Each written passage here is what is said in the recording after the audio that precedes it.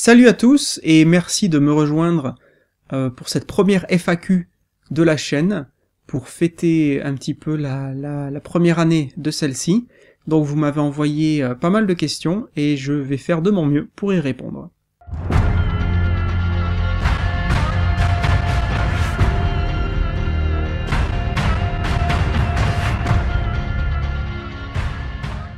Quand as-tu commencé les mangas et pourquoi?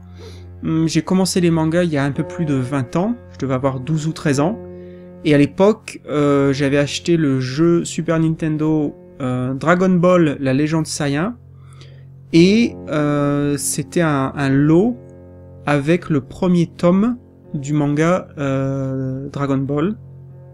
Donc j'imagine qu'il y avait un deal avec Glénat qui essayait de faire connaître le manga à l'époque. Donc voilà, c'est comme ça que j'ai eu le premier tome de Dragon Ball. Bien sûr, je connaissais très bien Dragon Ball avant, mais c'est comme ça que j'ai eu le manga et que je suis tombé dedans. Quel manga préfères-tu ou quel genre? C'est très difficile. Pour le genre, c'est assez facile, je dirais Seinen et Gekiga. Pour le manga en soi, c'est très difficile parce que chaque manga est différent. Par exemple, c'est impossible de comparer Kenshin et Akira, ou Dragon Ball et Yotsuba, Monster et Bonne Nuit Poun Poun. Ils sont tellement différents les uns des autres. Mais pour répondre à ta question quand même, si je devais en choisir qu'un seul, ça serait Akira pour sa richesse et sa profondeur. Que préfères-tu dans un manga? Je préfère la qualité de l'écriture. C'est-à-dire pas forcément l'histoire en soi, c'est-à-dire pas ce que ça raconte, mais la manière dont c'est raconté. Petite différence. Par exemple, si je prends l'exemple de Jiro Taniguchi, il est capable de vous raconter une histoire aussi banale que celle d'un couple dont le chien meurt de vieillesse. Voilà, c'est ça l'histoire. Donc c'est extrêmement simple, mais c'est pas du tout simpliste, parce que tout est dans la manière de raconter l'histoire, et de vous attirer peu à peu dans le manga. Donc pour moi, ce qui est important, c'est la manière dont c'est raconté. Il n'y a pas besoin que ce soit très compliqué, très complexe, mais ça peut se passer dans l'espace, ça peut se passer au Far West, ça peut se passer au Japon, peu importe l'époque et le lieu, à partir du moment où c'est bien raconté, où c'est bien écrit, où on n'a pas la sensation d'être pris pour un imbécile. Voilà, c'est ça. Regardes-tu des animés? Si oui, lesquels as-tu regardé? J'en ai beaucoup regardé quand j'étais adolescent, donc il y a une vingtaine d'années. À l'époque, je faisais la collection de cassettes VHS, donc c'était avant le DVD. C'était la collection Manga Mania, et donc c'était des animés genre Cobra, Appleseed, Patlabor, Ninja Scroll, voilà, ce genre de choses. Et puis aujourd'hui, non, aujourd'hui je n'en regarde plus, tout simplement je n'y pense pas. Et je suis beaucoup plus branché séries américaines de nos jours. Aimes-tu simplement les mangas ou tout ce qui tourne autour du Japon? J'aime tout ce qui tourne autour du Japon, même si c'est quand même principalement les mangas. Mais je suis fasciné par la culture japonaise. Et j'espère un jour pouvoir y aller en vacances, passer 2-3 semaines et découvrir sur place cette culture. Quel manga t'a le plus marqué? Akira m'a énormément marqué. Gunm m'a beaucoup marqué. Comme je le disais dans un live très récent sur la chaîne, Gunm c'est le seul manga qui m'a touché physiquement, c'est-à-dire à un moment dans la lecture, j'ai eu un peu la nausée, tellement l'histoire et les dessins étaient forts, et ça a eu un gros impact sur moi.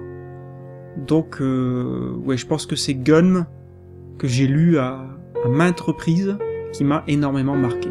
Es-tu un simple lecteur ou plus? Je suis un simple lecteur, et je ne fais pas de dessin, comme tu le demandes. Quand j'essaye de dessiner, ça donne ça. Voilà, donc c'est une catastrophe. donc je me cantonne à la lecture. Depuis quand lis-tu des mangas? Depuis une vingtaine d'années. Regardes-tu des animés? Non, j'ai déjà répondu. Qu'est-ce qui fait un bon manga?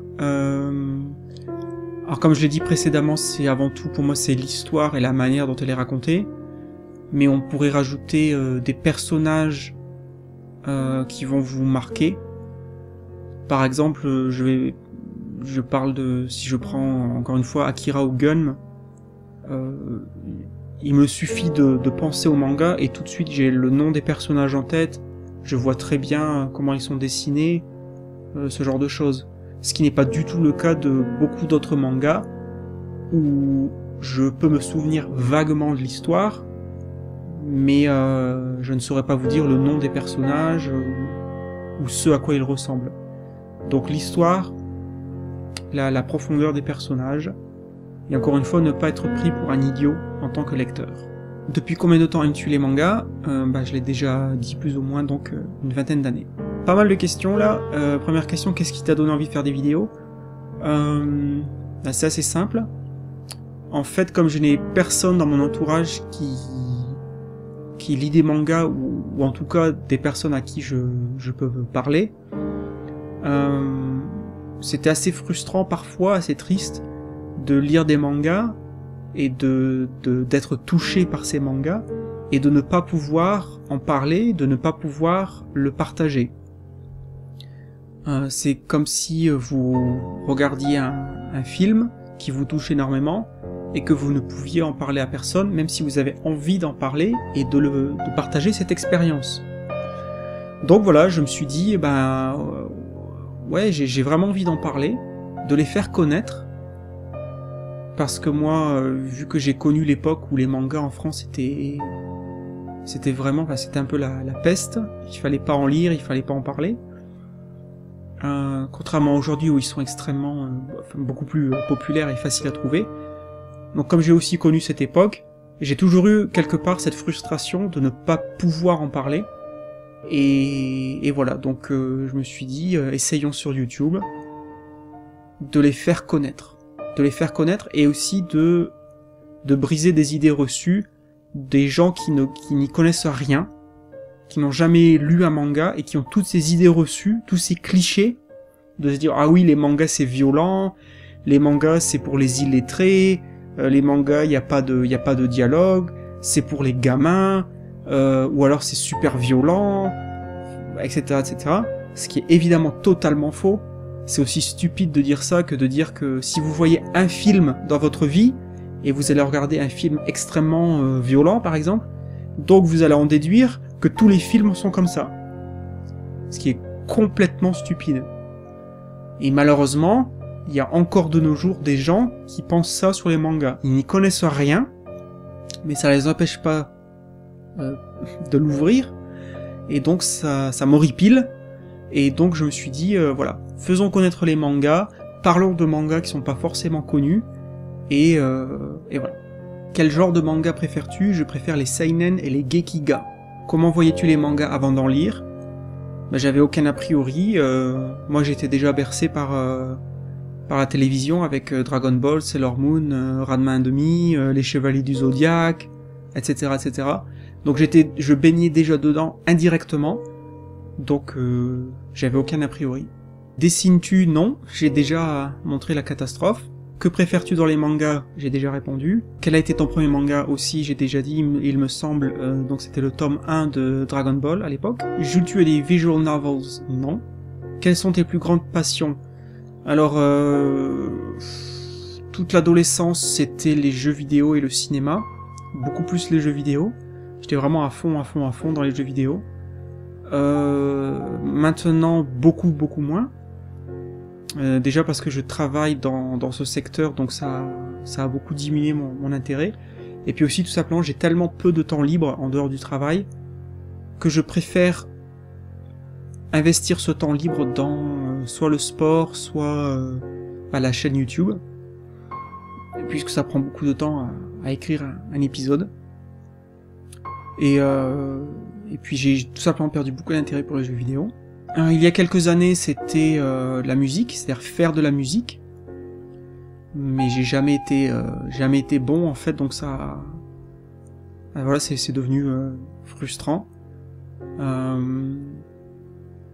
Et je pense que la musique, oui, ça s'apprend, mais je pense qu'il y a aussi une différence entre des gens, vous prenez deux personnes qui apprennent les mêmes choses pour la musique, mais si une des deux personnes a vraiment des prédispositions ou une vraie passion, ça va tout changer. Et je n'ai pas cette passion, cette prédisposition, donc voilà. Donc voilà. Et puis le cinéma aussi, quand j'étais adolescent, j'étais très branché cinéma, mais ça m'a quitté. De nos jours, comme je dis, j'ai vraiment très très peu de temps libre. Donc investir 2 heures de temps dans un film, en ayant 80% de chance de ne pas l'avoir apprécié à la fin, ça m'ennuie. Donc je préfère mettre 2 heures de temps dans l'écriture d'un épisode par exemple, ou aller à la gym. Quel est ton métier? Donc je l'ai déjà dit plusieurs fois dans des lives, etc. Mais je suis à temps plein testeur de jeux vidéo chez Nintendo Europe à Francfort. Et depuis le mois d'avril ou le mois de mai de cette année, je donne aussi des cours de français dans une école, donc 3 heures par semaine en plus, à temps partiel. As-tu des partenariats pour les vidéos? Non, malheureusement. Si c'était le cas, je pense que j'aurais beaucoup plus d'abonnés et plus de vues. Mais non, je n'ai pas de partenariat. Quelle longue série aimerais-tu te procurer? Alors, il y en a quelques-unes. Vagabond, Claymore, Mother Sarah, peut-être Berserk, Doro et Doro, voilà, ce genre de choses. Peux-tu relire Monster? C'est pas exclu, je le relirai peut-être un jour, mais ce n'est pas au programme des choses à venir. Le manga que tu détestes le plus? Alors je ne déteste aucun manga, j'irai pas jusque là, mais il y a des mangas qui m'ont déçu, soit au fil de la lecture, c'est-à-dire ça partait bien et puis ça s'est mal fini, soit des mangas que j'ai achetés basés sur leur popularité et qui en fait auxquels moi je n'ai pas du tout accroché.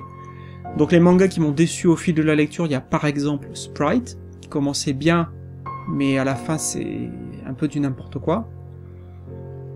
Et les mangas auxquels je n'ai pas accroché, il y a Green Blood, il y a Spice and Wolf, que je trouve très ennuyeux, et puis quoi d'autre, Black Lagoon aussi, je n'ai pas accroché. Et celui que je pense être mon préféré, encore une fois c'est très très difficile de choisir, mais si je dois en dire qu'un seul, ça serait Akira. Et maintenant, quelques personnes m'ont envoyé leurs questions par vidéo, donc on va regarder ça, et je vais répondre bien sûr à la suite. Salut à toi Orion Manga, voici mes 3 questions pour ta FAQ. Alors première question, es-tu déjà allé ou souhaiterais-tu aller au pays du soleil levant? Alors non, malheureusement je ne suis jamais allé au Japon, mais oui c'est un rêve d'y aller. Je trouve ça vraiment fascinant et passionnant. Donc peut-être, qui sait, d'ici peut-être 2-3 ans, j'aimerais pouvoir y aller avant d'être trop vieux et invalide. Mais oui, ça fait partie des projets. Deuxième question, quelle a été pour toi ta plus grosse déception en termes de lecture pour cette année 2016? La plus grosse déception, cette année, j'avais acheté un lot d'occasion, les 10 premiers tomes de Spice and Wolf. Je l'avais acheté parce qu'il il est relativement bien noté sur les sites et il est assez populaire. Mais moi, la lecture, je me suis arrêté au tome 9, donc j'ai quand même réussi à lire les 9 premiers tomes. Faut que je finisse le 10e tome. Mais c'est très très laborieux comme lecture. Je n'accroche pas du tout.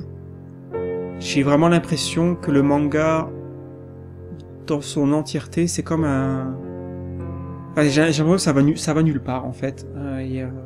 Voilà, donc je trouve ça très ennuyant, l'un ou l'autre, ou les deux. Voilà, donc c'est ma déception de cette année. Et enfin, dernière question, d'où nous vient ce petit accent que tu tiens si bien? Allez, au plaisir d'entendre des réponses. À bientôt. Alors un petit accent, honnêtement je sais pas trop de quoi tu parles, j'imagine que j'ai un accent si tu l'entends. Le fait est que j'ai beaucoup déménagé dans ma vie, j'ai beaucoup voyagé et habité dans des endroits différents. Donc je suis originaire du Pas-de-Calais, mais quand j'ai eu 7 ans, 8 ans, j'ai déménagé dans le sud de la France, du côté de Narbonne. Et ensuite, j'ai vécu plus tard en tant qu'adulte, donc à partir de entre 25 et 30 ans, j'ai vécu en Angleterre. Et depuis 2009, je suis en Allemagne. Donc peut-être le fait d'avoir beaucoup voyagé comme ça m'a donné peut-être un accent étrange, je ne sais pas. Mais je suis originaire du Pas-de-Calais. Voilà, si ça répond à ta question. Pour ma question pour l'FAQ, tu as dit dans un live que tu lisais des mangas depuis 20 ans. Et ma question portera sur ce fait que, est-ce que pour toi les mangas ont évolué en 20 ans? Et comment vois-tu justement les mangas dans un avenir lointain? Donc j'aimerais vraiment savoir ta réponse là-dessus et j'espère que tu y répondras. Merci encore à toi d'avoir proposé cette FAQ. Continue comme ça, c'est vraiment super. Allez, salut. Est-ce que les mangas ont évolué en 20 ans? Oui. Oui, en tout cas, je pense que les shonen sont très très présents de nos jours, je pense. Même si les seinen sont aussi relativement bien représentés. Je pense qu'il y a beaucoup de mangas, mais en même temps c'est difficile. Je pense qu'il y a une différence entre les mangas qui sortent au Japon et les mangas qui sont sélectionnés par les éditeurs français pour être traduits et publiés en France. Je trouve que c'est assez dommage quand même que ce soit quand même beaucoup du même genre, par exemple les shonen qui est très très présent, avec des titres comme Naruto, One Piece, Fairy Tail, etc. Et à côté de ça, des titres qui, à mon avis, sont bien supérieurs, mais qui passent inaperçus, comme les titres, bon, peut-être Taniguchi, lui, c'est une exception, parce qu'il est quand même relativement bien connu, mais des auteurs comme Fumio Kono, Satoshi Kon, Inyo Asano, qui passent un petit peu inaperçus quand même. Donc, est-ce que les mangas ont évolué?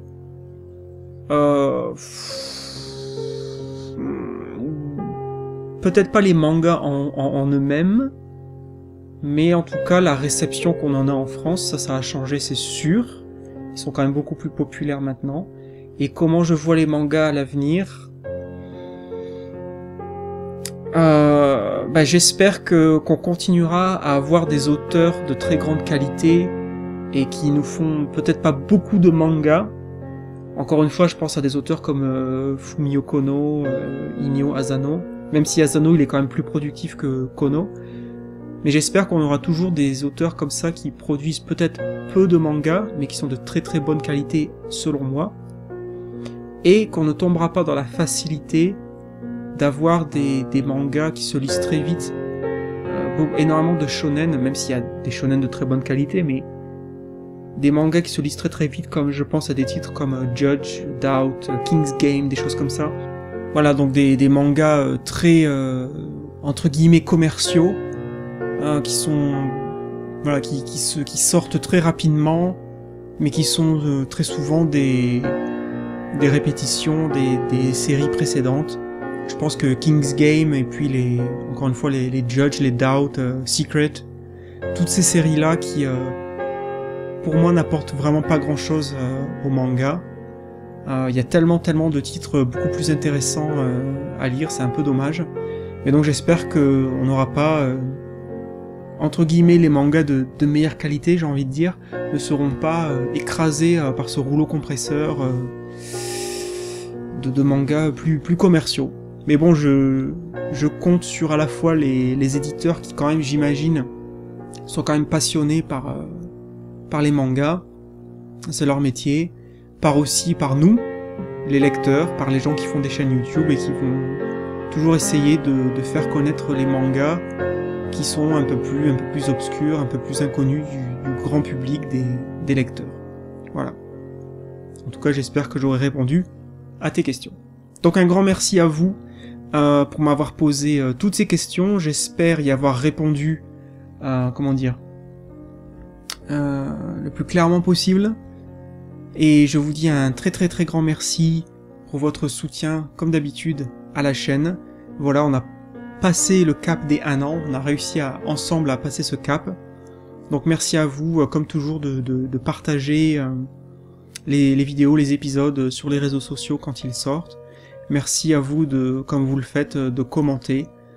C'est toujours un très très grand plaisir et c'est un très grand soutien que vous m'apportez lorsque vous notamment commentez les vidéos. Je me rends compte que je ne fais pas ça pour rien, qu'il y a vraiment des gens de l'autre côté de mon écran qui apprécient mon travail et qui attendent chaque semaine ou chaque nouvel épisode. Donc un très grand merci à vous. Et puis je vous dis donc à très bientôt pour bien sûr de nouveaux épisodes sur la chaîne Au Rayon Manga. Allez, ciao. Merci d'avoir regardé cet épisode. Si vous l'avez aimé, vous pouvez nous laisser un pouce vers le haut, et si vous n'avez pas aimé, un pouce vers le bas. Nous vous invitons à vous abonner si vous ne voulez pas rater les prochains épisodes. Vous pouvez soutenir la chaîne grâce à notre page Tipeee, et vous pouvez aussi nous rejoindre sur Facebook, Twitter et Google+. Merci, et à bientôt.